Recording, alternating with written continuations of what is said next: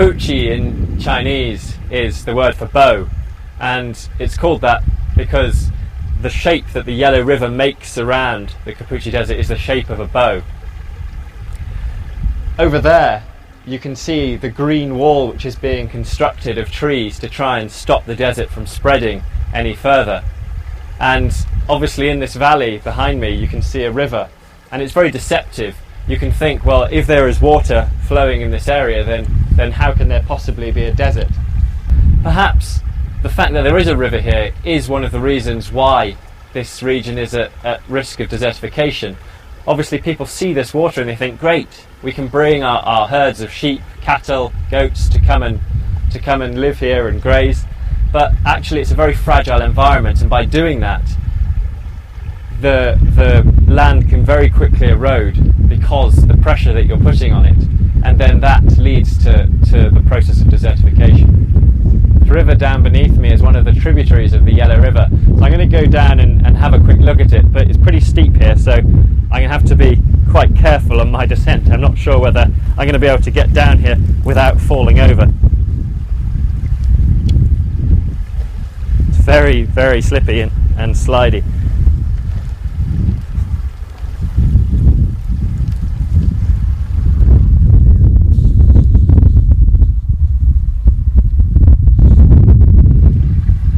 Again, it's not great, but it's better than the surrounding desert, which is why this area has plant life in it, and the banks behind me are devoid of life.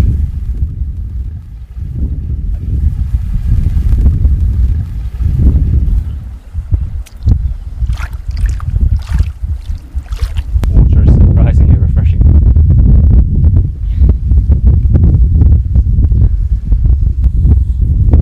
The soil in this valley is absolutely saturated with water, and it means that if I just bounce my foot on the top, that the soil actually acts like a liquid. This is liquefaction, but it means that really there's a lot of moisture at the moment in the bottom of this valley, so it should be an area very suitable for agriculture.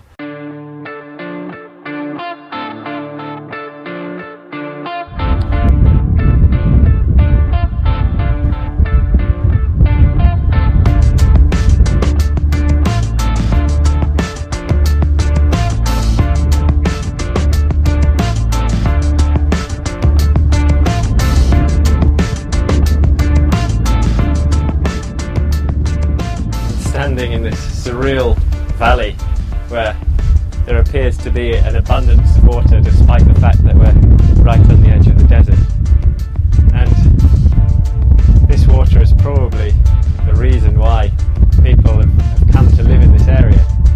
But I just hope that in the future, instead of putting so much pressure on the resources that are available to them, that the people that live here are able to work out a way to live sustainably and make sure that the desert stays back there where it is and doesn't spread out over the rest of this land.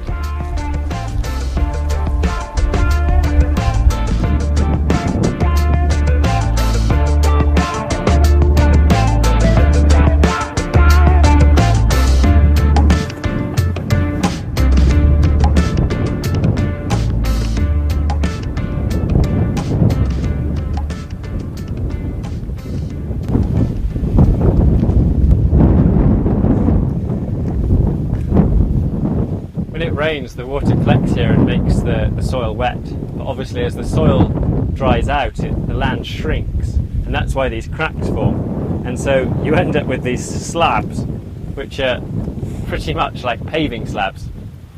They're quite strange, but it's because as they dry out each layer shrinks and forms these, well, paving slabs, and then when it rains again they'll expand and merge together. So it's a very distinctive environment, but it only happens when this kind of thick sandy soil dries out and sticks together.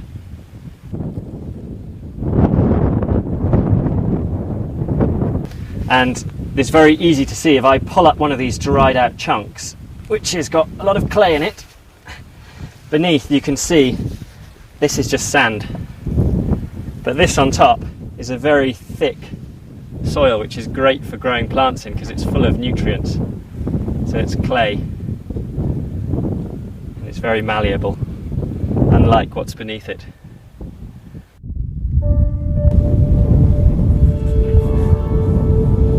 This is a very apt sign. It says we need to protect our water resources to make a living civilization, which is obviously very important here. At the top it says water is a very important resource for human life. And the sign was put up by the people's community of Ordos, which is written at the bottom here.